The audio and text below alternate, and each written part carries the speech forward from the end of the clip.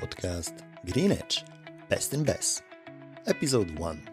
What is BESS and why Poland? Hi, I'm Jerzy Kuźmiński and welcome to the very first episode of Green Edge, Best in BESS, the English edition. Some of you might already know me from the Polish version of this podcast, which has been running for a few months now. Today, we're releasing episode 14 on the Polish channel. I've had several requests asking if I could do something similar in English, aimed at international investors and developers looking at the Polish market. So here I am. To give you a quick heads up, this podcast is for investors, developers, and energy professionals who want to understand the Polish battery storage market and figure out if there's a real opportunity here. Spoiler alert, there is. But it's not as simple as some would have you believe. If you're not from the categories above, you can use this podcast to fall asleep with ease, as some aspects will be very technical and, let's be honest, boring, but crucial if you want to understand the Polish market. So let me be direct about what this podcast is. Yes, it's educational, but it's also a business development tool. I run Green Edge Solutions, an independent advisory firm, and we help foreign investors enter the Polish BESS market. But that's not the only thing I do.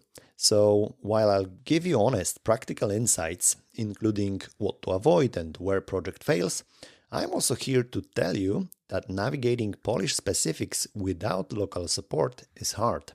You can do it, but you can do it faster and smarter with the right guidance. So let's get into it. Before we dive into technical stuff, let me tell you briefly who I am, because context matters when you're actually taking advice from someone. So back in late 2023, I was handed the reins of company entering the Polish EPC market for renewable energy. Very quickly, we were tasked with exploring the battery energy storage segment, what it is, how it works, whether there's money to be made. That was the beginning of a very steep learning curve. Over the following 2 years, I went through the entire journey of understanding what BESS actually is, what it's for, and how you can make money on it.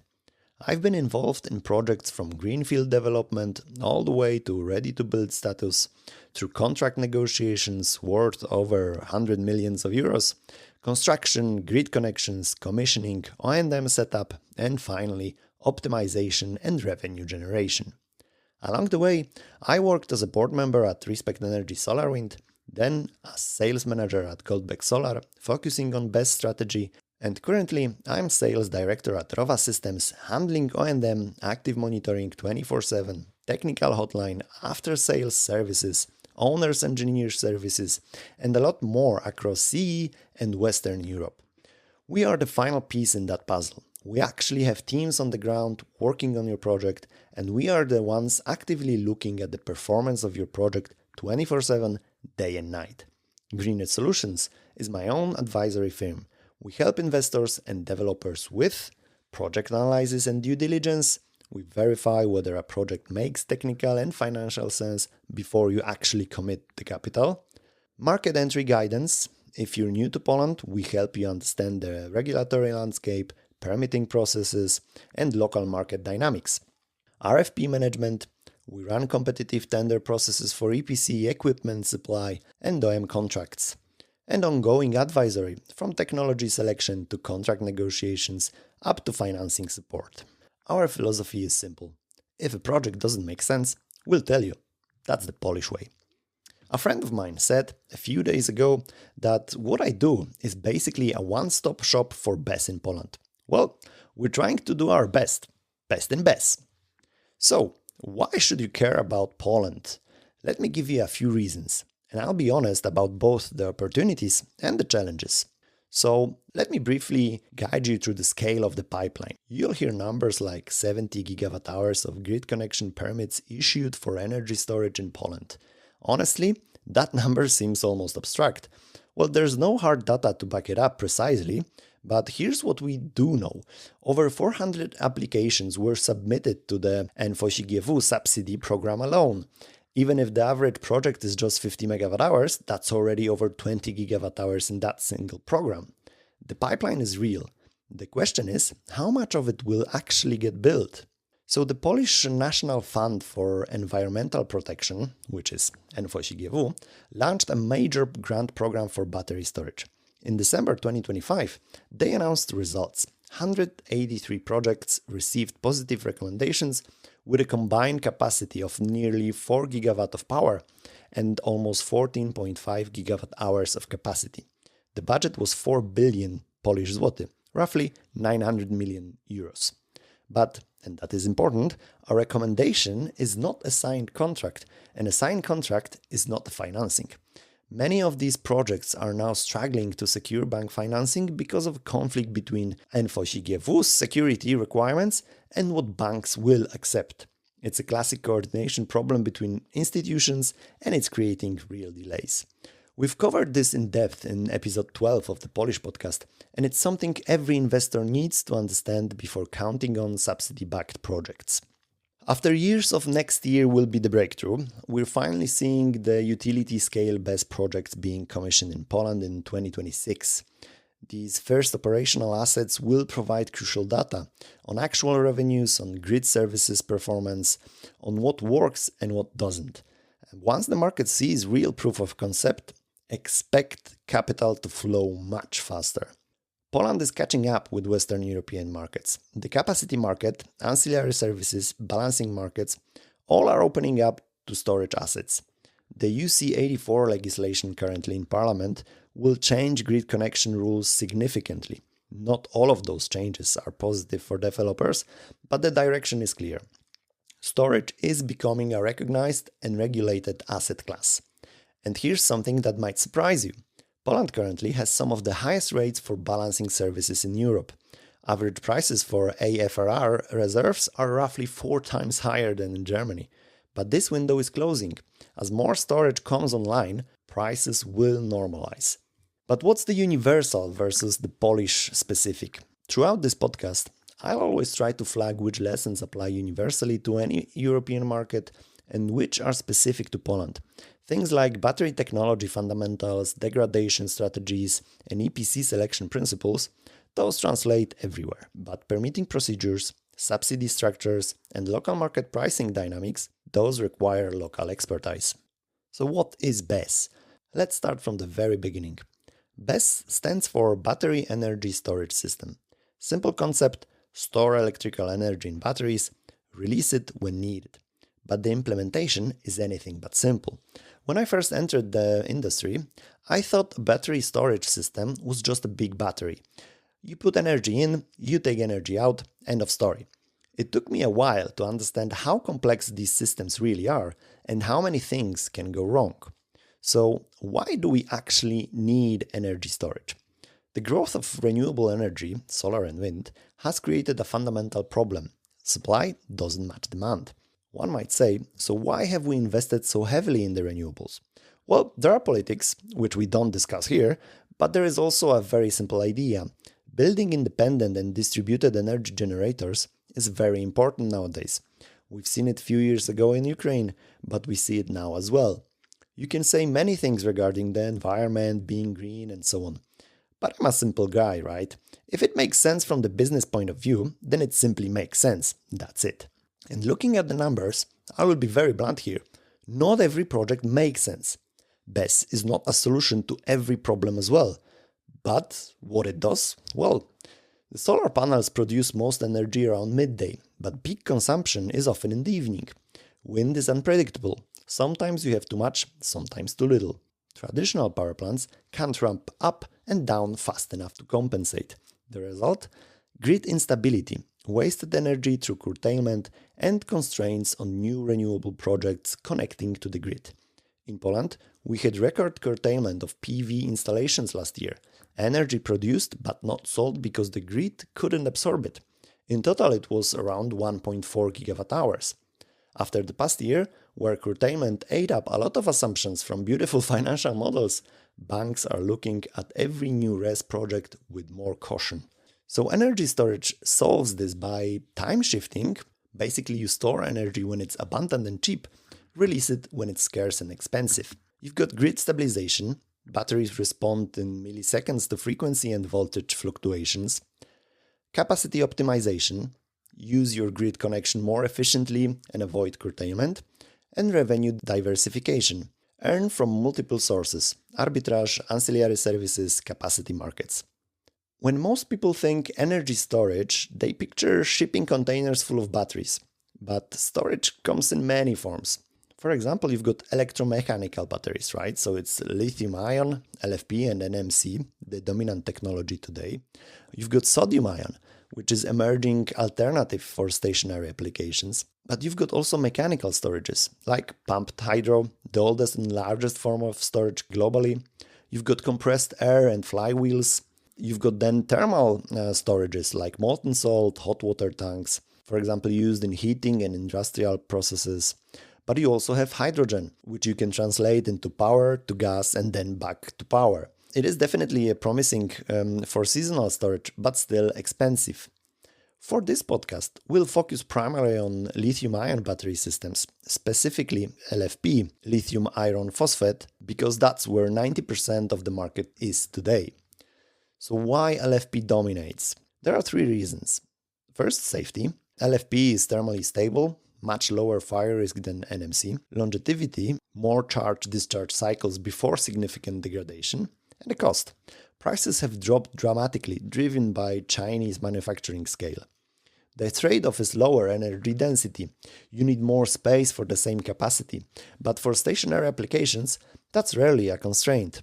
So the fundamental distinction between cell manufacturers versus system integrators, well, yeah, that's something critical that many investors don't actually understand.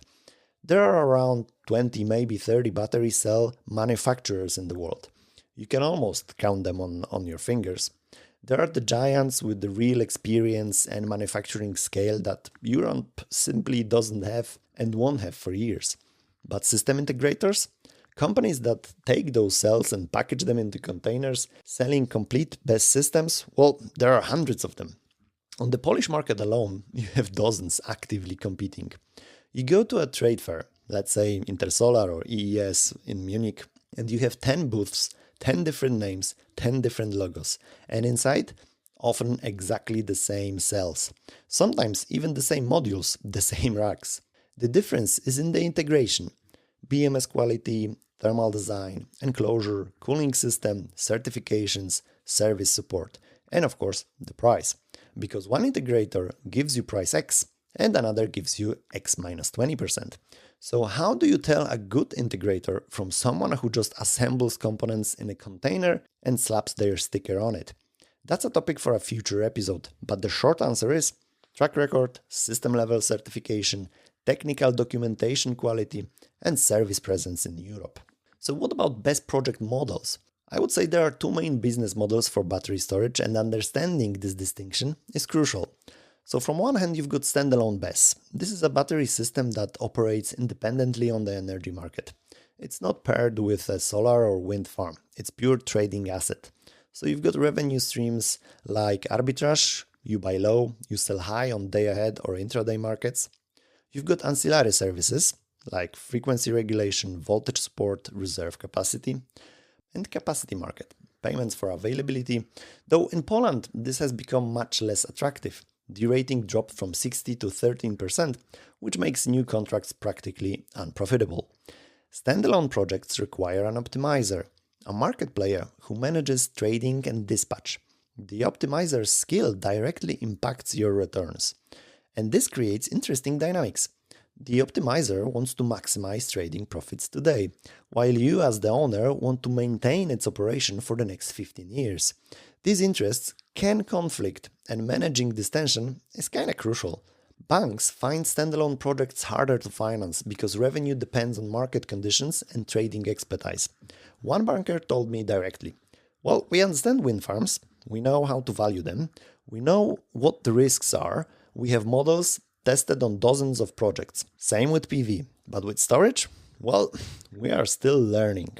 You've got also C&I segment, which is commercial and industrial, a battery system installed at a business, factory or commercial facility.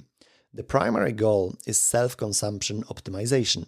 You've got peak shaving, which reduce maximum power draw to lower capacity charges. You've got load shifting. You use stored energy during expensive tariff periods. You've got backup power, you can maintain operations during outages, and you can integrate it with your existing PV. So you basically store your own solar generation for later use. C&I projects have simpler economics. You're comparing battery costs against your electricity bills. The key question isn't how much will I earn on the market, but rather how much will I save and what problems can I solve. But there are also hybrid projects. Many BESS projects will be co-located with solar or wind farms. Banks actually prefer hybrids because they see two revenue streams instead of one, and the logic is easier to understand. You produce energy, you store some, and then you sell when prices are better. Hybrids also solve the curtailment problem.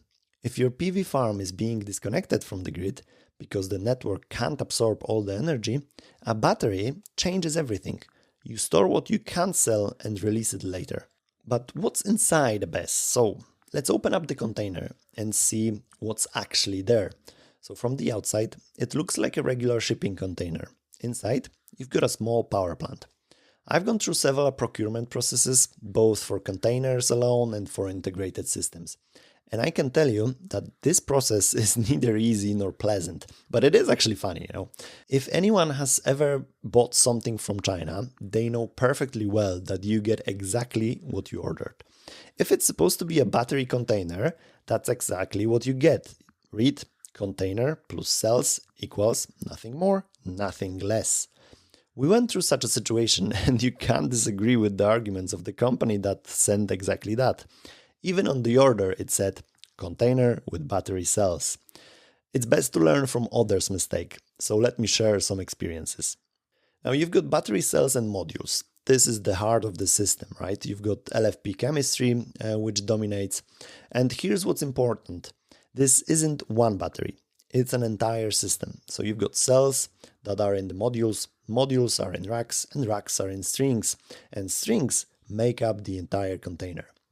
Key specs to understand is the capacity, which is obviously megawatt hour, a cycle life, and the warranty terms.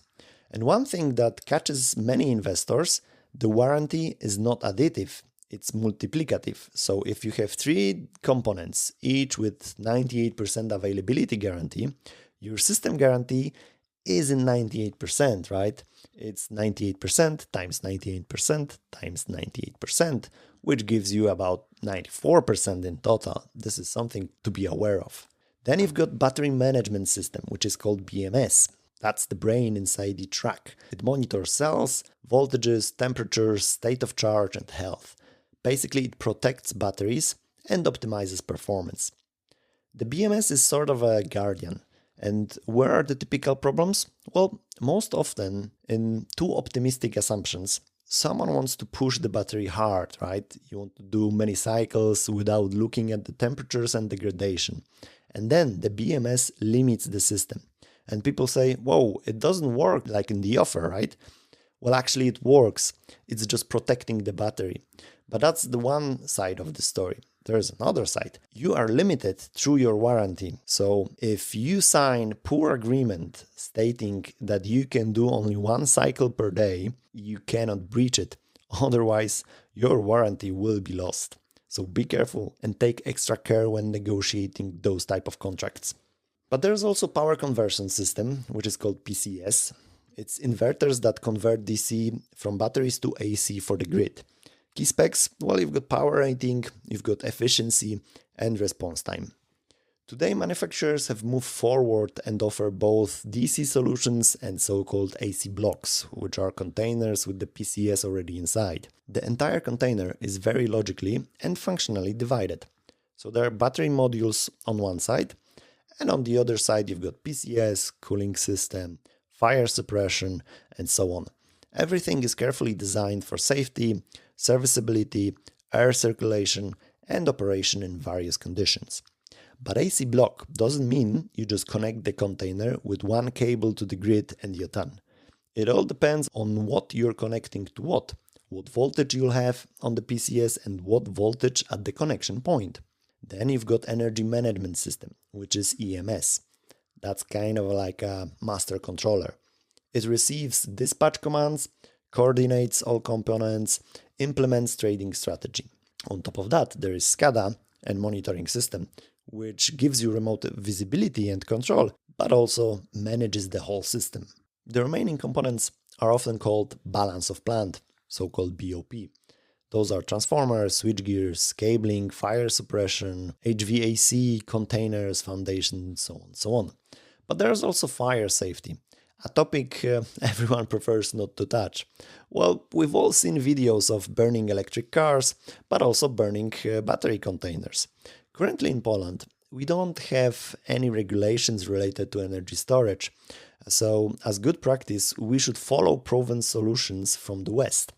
The most important thing is layered approach. So you've got detection, then you've got reaction, and then isolation. Because with batteries, the problem is thermal runaway. If it starts locally, you need to stop the escalation. Detection doesn't just mean smoke. Often more sensible are gas sensors, temperature sensors, sometimes multi-point measurements. The earlier you detect, the greater the chance that the system will safely disconnect and a fire won't develop. As for extinguishing, depending on the project, you have either aerosol, gas, water mist, or different types of systems. What matters isn't what's fashionable, but whether it's designed for the specific container architecture. And here's a funny story. For a while, there was an idea to throw a burning container into a water tank located on the project site. Well, imagine someone driving up with a crane and moving a 40-ton burning container to a tank 20-30 meters away. Well, that's a good script for a movie. So the next part is cooling. Working cells generate a lot of additional heat. Temperature directly affects degradation and safety. In practice, you'll encounter air or liquid cooling solutions. Actually, we had a very funny conversation with one supplier once. We asked about container heating and he said, yeah, but the cells heat themselves up, right? So why would you need additional heating? Well, that's exactly the moment where theory meets reality. Yes, cells do generate heat, right? But we can't count on that amount of heat always ensuring optimal operation conditions for the energy storage. In Polish conditions, with winters reaching minus 20 degrees Celsius, you need active heating systems, and Chinese suppliers are only now learning this. But what we often see is not paying attention to the components that are often underestimated or people tend to forget about them. You've got EMS licensing and trading fees that can consume 20 to 30% of arbitrage revenues. You've got SCADA integration. Sometimes it costs as much as the container itself. Grid connection infrastructure. So you've got transformers and switchgears that add up quickly. And you've got augmentation. You'll likely need to add capacity over the project lifetime to maintain warranted performance, for example, if you are in a capacity market. And the classic trap, the offer says RTE 92%. That sounds great, but that's RTE on battery cells in a laboratory at 25 degrees. In Polish conditions, with winter, with auxiliary loads, after 3 years of operation, you might have around 85 to 87%. That's why technical specifications must be an annex to the contract, not a separate marketing document. And they must precisely define the conditions under which parameters to be met. But what is RTE? It's abbreviation from round trip efficiency. So basically, you can charge your battery with a power of, let's say, 10 megawatts, but in the end, you will only receive around 85-87% of that power. The rest is lost along the way. That is a very simple definition, but something that needs to be taken into consideration when doing your business calculation. Because a battery system with nameplate capacity of 10 megawatt hours doesn't mean that you actually have 10 megawatt hours available to dispatch. But let's take a look at the development process of BESS project. So basically, how do you get from an idea to a working BESS project? Well, here's the high-level roadmap. First of all, you need to have site selection and land rights. So either it's your ownership or lease or development agreement. Location matters. The grid capacity, accessibility, but also permitting complexity, everything needs to be taken into consideration. Then you've got zoning and construction permits. So basically, you need local approvals, which kind of vary by municipality. The law is general, but of course every municipality reads it a bit differently. Then you've got environmental permits. So depending on size and location, you may need it or not. This is especially relevant for protected areas or larger installations. But if you're planning to develop BESS project in Poland, if you don't exceed 1 hectare, then you don't have to do environmental permit. Then of course there is a grid connection. You either apply to the DSO or TSO for connection conditions. And after that, of course, you need to select your technology, do your procurement, you need to choose your battery supplier, PCS manufacturer, EPC contractor. This is where many projects go wrong, You've got poor suppliers, which lead to delays, the cost overruns, and performance issues. So then there's financing, and banks are still learning BESS. They want to see DSCR around 1.5, but that means demonstrating solid, guaranteed revenue for 10-15 years. And that's where the capacity market was supposed to help. But now with the derating dropping from 60 to 13%, that door is essentially closed for new projects. Then you move on with the construction and commissioning, which, sounds easy, right? You need to build it, connect it, test it, and hand it over. Well, the construction phase itself is typically a few months, but the biggest delay risks? Of course, grid connection conditions and administrative decisions. So after that, there's time for operation and optimization. You run the asset, you optimize trading, you manage maintenance. Well, I've seen projects that looked great on paper. You've got grid connection conditions secured, land locked in, investor with capital, and then it turned out that the cable route goes through a plot whose owner lives in Canada and doesn't answer the phone, or that 200 meters away there's a breeding area for some bird no one can pronounce, or that the RTB project has grid conditions expiring in 3 months and there's still no connection agreement. We will definitely dedicate a separate episode to each of these phases, but of course you can simply buy ready-to-build project. Sounds easy, right? Well, not really. As mentioned before, there are tons of projects currently on sale in Poland.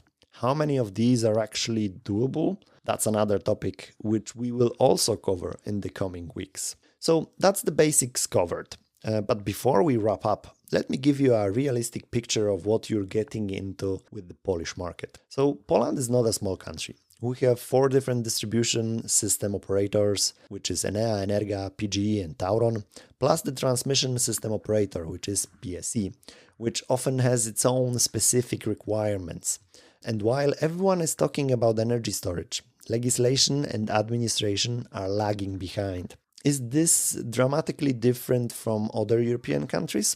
Well, not really. Every market has its quirks, right? But Poland has its own specific requirements, and you need to accept that. What I see on the ground, and this is something I want to be honest about, is that most projects' delays don't come from technical issues.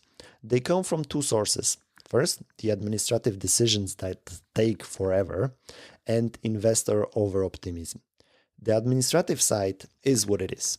You submit your application for grid connection, then you wait.